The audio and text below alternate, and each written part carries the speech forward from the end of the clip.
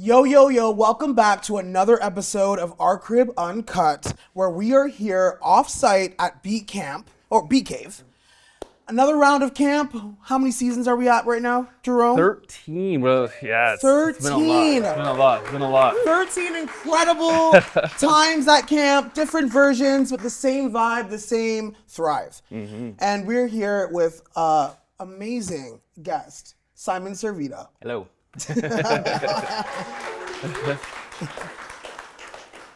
Now, Simon, we're here to talk about building brands. Mm-hmm. We're also here about your enthusiastic way of building an online community that is unique to your own, but also having great creative resilience to your brand as well.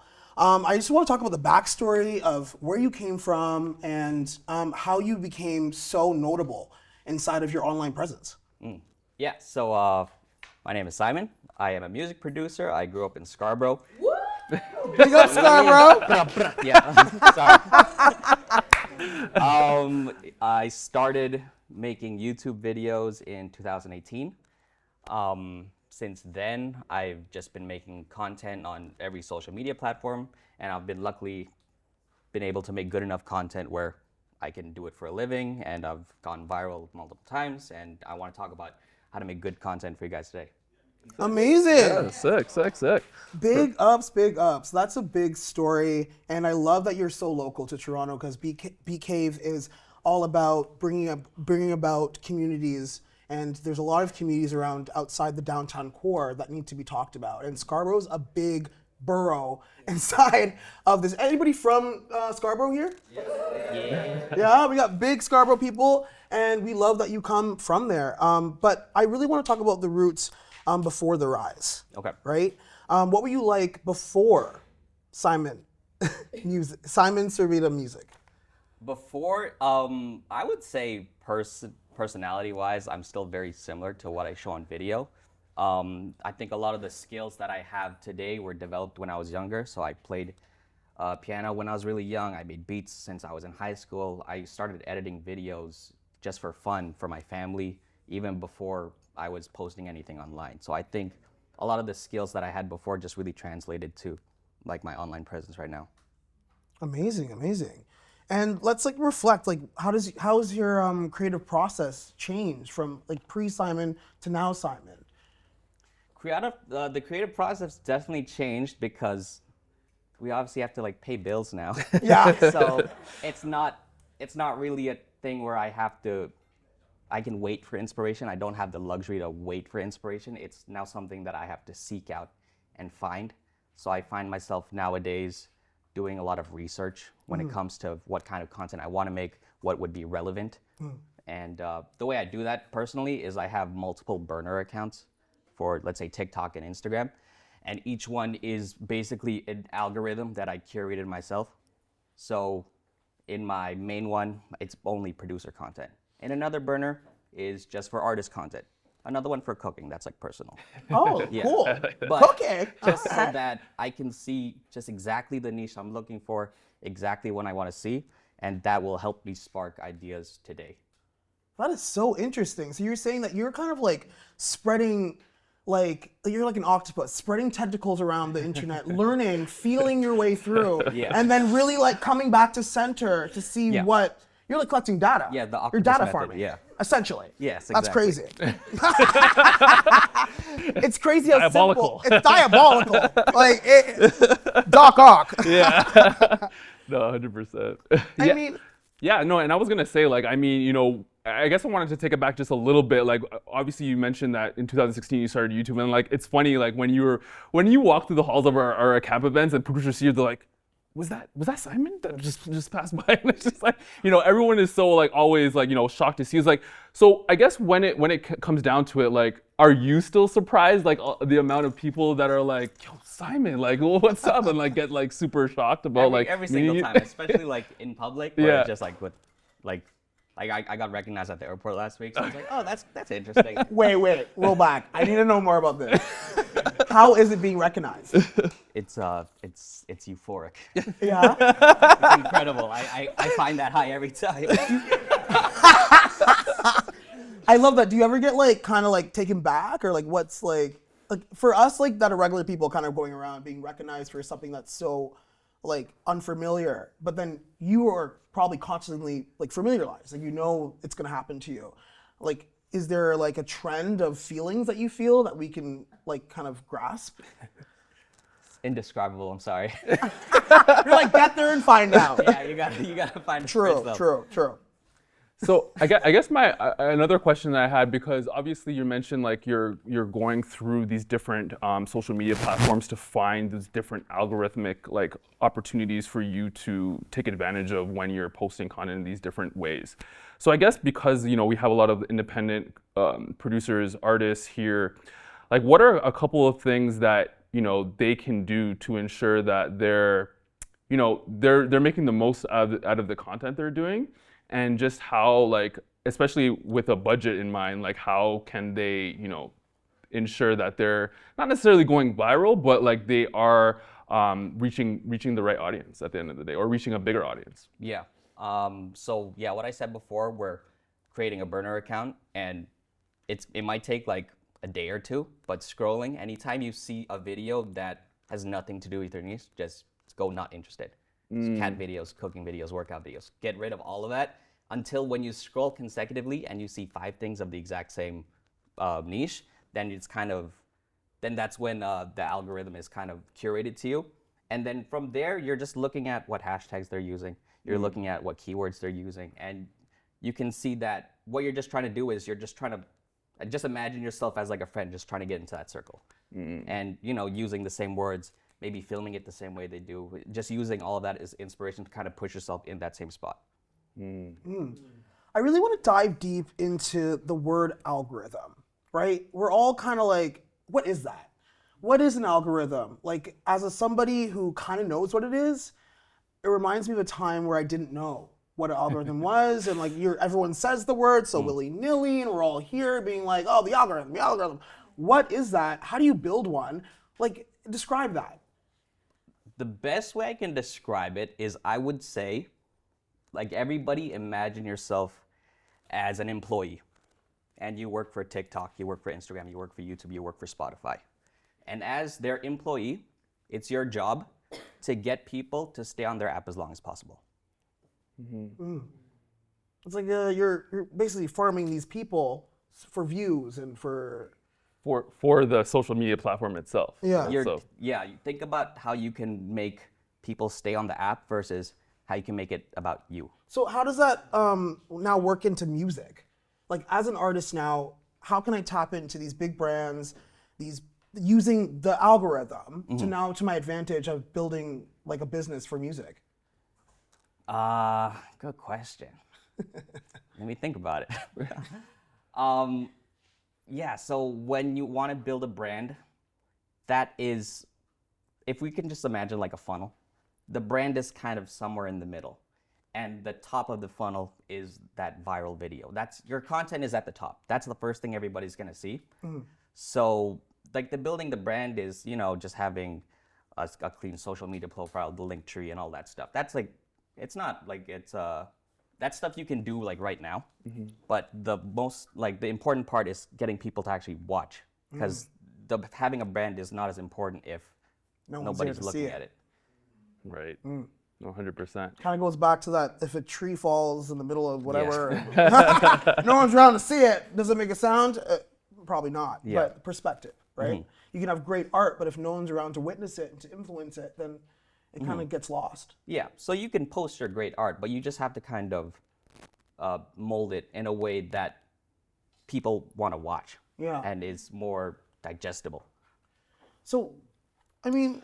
Yeah, I was gonna ask, like, is there anything that you've noticed nowadays when you're scrolling through social media and you're seeing artists, you're seeing producers, and you're just like, yeah, that content's not doing it, or like that content was great? Is there anything that you're noticing, I guess, in 2025 in regards to like, because obviously I see your videos 1 million, 2 million, you know what I mean? So it's just like more of, I guess, just understanding how they can kind of navigate that for the most part. Yeah, I think the biggest thing is that people should start trying to create with the assumption that nobody knows who you are and nobody cares about you. Oh. So let's do an example. Let's say 3 years ago, you want to release a song, marketing company says, let's do a 5-day rollout. Day 1, we'll tease the song. Day 2, we'll talk about showing the album cover. Day 3, we'll do a behind the scenes on the music video. Day 5, we'll release the song. But if you're thinking about all the content before, all of that stuff is irrelevant if nobody cares. Yeah. So teasing a song, nobody's like holding their breath for this nobody to drop this music. Nobody. But you're kind of right. Like, yeah. You ain't Like- nobody till you're somebody. Nobody wants to watch the behind the scenes of your footage. Nobody wants to see the regular scene of the footage. Nobody. So you're saying nobody equals nobody. Yes, like we're like skipping steps. So we have to, it's not like you have to introduce yourself. Oh, hi, my name is Simon at the beginning of every video, but just create with the assumption that this video, this is the first time somebody's gonna see me. And even if you go viral, the next video, you still have that assumption. Every video should be an amazing first impression for somebody. Amazing. I get that. Are you doing like, I guess because obviously your content is like, when it comes to the stuff that you're doing on TikTok and Instagram, when it comes to your production stuff, when it comes down to it, like obviously you've tried different iterations of it, but how do you come up with your creative process for your own content overall? Doing a lot of like the research that I've talked about before. Right. So looking at, if there's a video that goes viral, obviously not copying it directly, but using it as inspiration. So maybe using like a keyword. Like I remember, I don't know if I should say this. So when like Diddy was getting, wait, it's not, said the it's not what I'm D-word. thinking. It's The not what I'm D thinking. word. When he was getting convicted, I made a video where I was playing on the piano and then the caption was, I was diddling the other day. And it went viral. But like, I'm You know what? I get jumping off it. of- Is this what Mr. T's doing got it. downstairs? And I've seen that too, even with like the Drake stuff and the Kendrick stuff. You made Yeah. some like really cool stuff out of that, and like yeah. So how often is it like relevant to like what's happening in pop culture versus like what you're, I guess, trying to do with like with any of the other content that you're? Because I guess the YouTube stuff for the tutorial is different, obviously, than what you're doing on Instagram and TikTok and stuff. But I guess when it comes down to it, is it something where you like film like a bunch of stuff and then like you're like, okay, this is the one, versus like I just create one and I know this is it, and like, more the latter. I want you guys to think more of an idea first. A concept should be stronger than the actual video. Right. Yeah. Okay. If you can't think of if I can't think of a good hook, I won't even waste my time filming the video. So what's burnout like? Because everyone experiences burnout, and I can imagine you're there thinking, you're researching. As an artist that wants to just create and to be present and to be just available for other things like family, like how do you manage all that? Just a healthy work-life balance. Yeah. Yeah. Go to the gym. Explain to me, Mr. Health and Wealth. Spend time with family. Spend time with friends. Eat good food. So how do you manage that? Is there Be a active. schedule that I should know about? Is there a routine that works for you?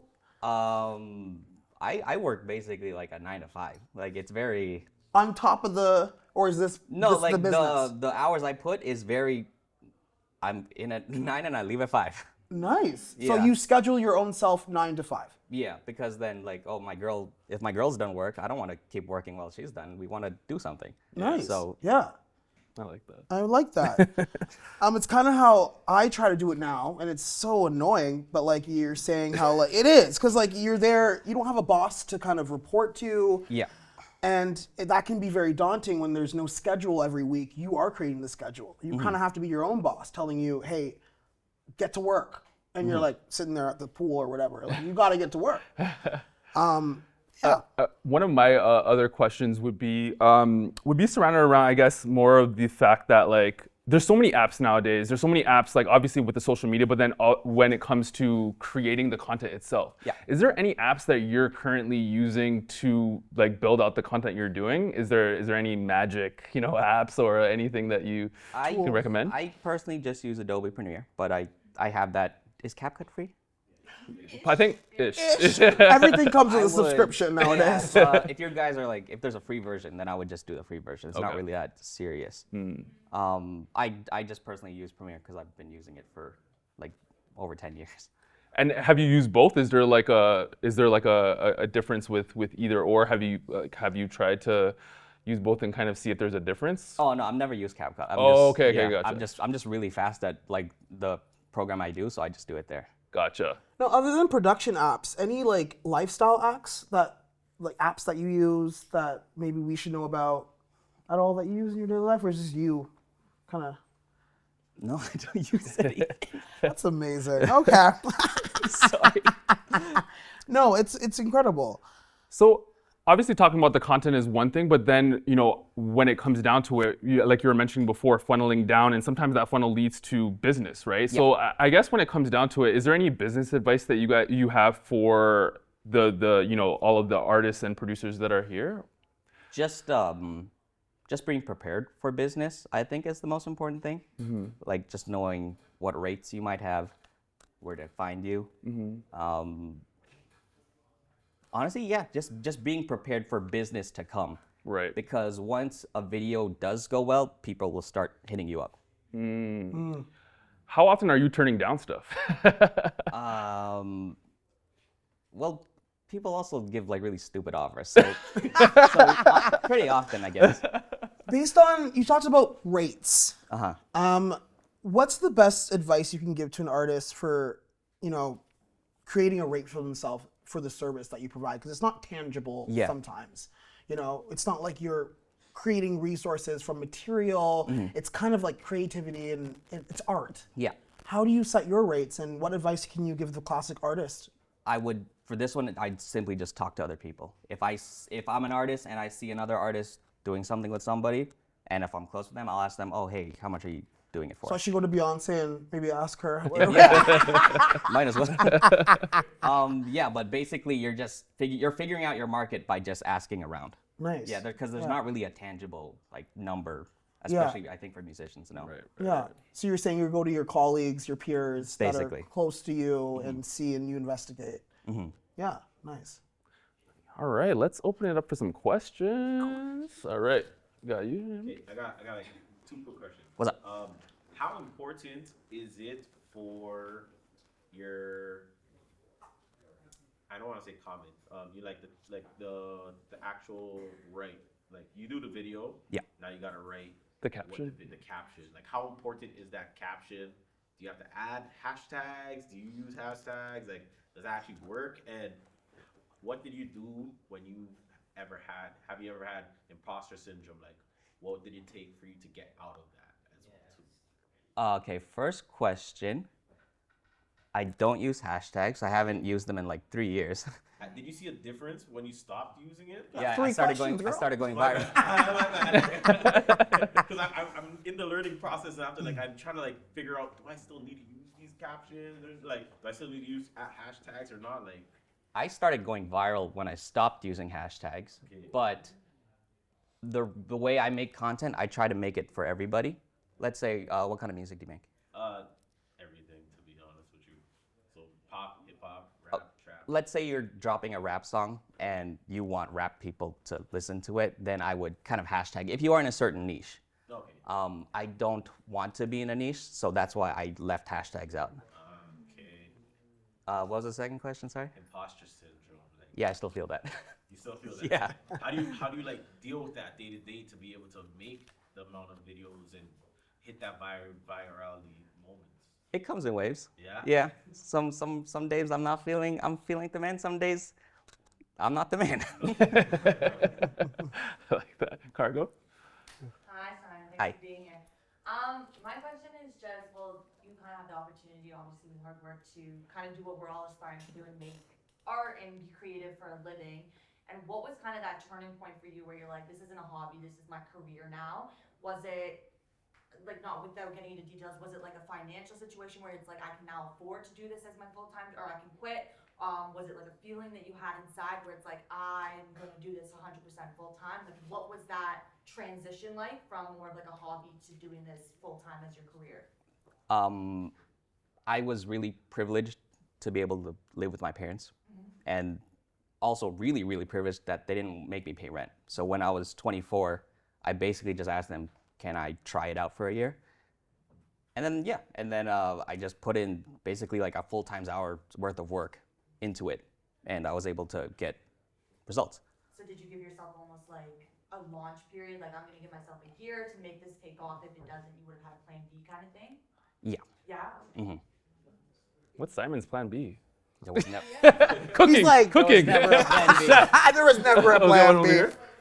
It's really interesting everything you're saying, and I had a question about algorithm Okay. and then niche. Okay. Because everything you're saying makes so much sense to me, and then I look at the flip of like, as an artist, I'm my niche, Yeah. right? So I could do a cooking video, but I don't necessarily want viewers who want to learn about cooking. I want them to know about me as an artist who likes cooking, right? So I'm curious to hear your perspective on that when it comes to algorithm and who you're bringing to your page and how to approach it. Yeah, good question. It's very important to show your personality and your personal life, but I think we have to do it in a way where it can't be the focal point. So let's say I have a pet snake. I wouldn't make a video about a snake, about my pet snake. I would have a music video with the snake in it. It has to be, you have to kind of put it in the background and as a secondary thing. So if you like cooking, why don't you just sing while you're cooking? So it's still about singing. I like that. Yeah. We'll take one more. Simon will be around. So if you guys, we got 10-0? Thanks for the clap, bro. That was some real gems. No problem. You've definitely been doing this for a long time. I'm a producer myself as well, and filming content all the time. Do you have any like strategies? You said you mentioned Adobe. Like, have you always been editing your own stuff and posting, or have you found any ways? Because that's usually like a barrier for me, at least when it comes to filming content, is getting like making sure that it's all edited and then posting everything. Have you found any ways to like shortcut that process at all? No. I think I know like a lot of people here on a budget, but for me the biggest teacher is just like being broke. True. Living in it. There's a lot of stuff you learn when you can't afford it. That is fact. You know what? Perfect. Okay, awesome. Yeah, that was an excellent talk. Any last final advice you want to give everybody in the room right now that's going off to create more songs, more music, more business adventures? Any advice you can give them? What's one last thing you want to tell everybody in this room? I think the best way to get fans is to build trust with them. And when I say build trust, that comes from, does the audience have an expectation of you when they're about to go on your page? Okay. like Well, that. on that note, Love that. thank you so much for coming out to another episode of Our Crib Uncut. Woo! We are here. We have a whole weekend long of camp.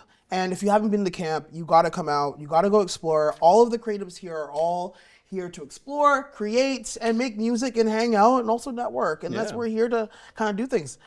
And yeah. All right. No, I appreciate you guys, and you know, obviously Igor in the back, and Our Crib Uncut for being here and just being able to, you know, put this on with us. And let's give a round of applause for Our Crib Yeah. Uncut. Perfect. Awesome. Great. All right. Thank you, Simon. Great.